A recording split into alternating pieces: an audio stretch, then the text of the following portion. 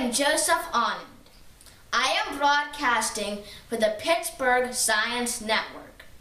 I am here in New York in the summer of 1916. There is a terrible polio epidemic raging throughout New York City. Movie theaters and pools have been closed in an attempt to keep the disease from spreading quickly. I am going to interview Mrs. Doris Salk, a mother in New York City. Mrs. Salk? I feel terrible about the epidemic because I have only one son and his name is Jonas Salk, and he could get polio any day, and I feel really sorry for the parents that have children that have died from polio.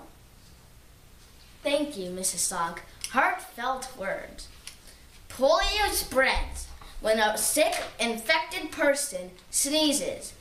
The moisture droplets from that sneeze are then transferred to the air. If a healthy person breathes in those moisture droplets, they will become sick. This is because the polio viruses lurk inside the moisture droplets.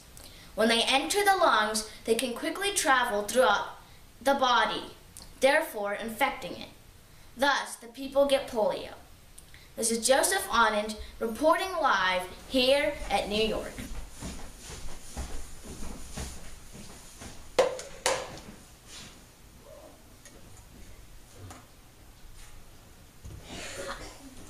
Oh, hello.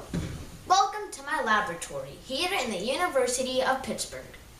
My name is Jonas Salk. I am honored to have invented a polio vaccine here at the University of Pittsburgh. I invented my vaccine to help thousands of children who have been infected with polio and to help the million of people who are on the earth to keep them from being infected with polio. After finishing medical school at the University of Michigan, I came here to Pittsburgh. It was here that my good friend, Dr. Harry Weaver, asked me to help fight polio. I agreed. In 1953, I invented a vaccine, but I did not test it until 1954. When I did test it in 1954, I only tested it on small groups of children.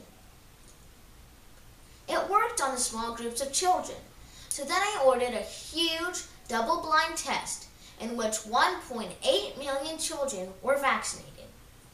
It took 1 full year for the results to come, so it was not until 1955 that I got my results.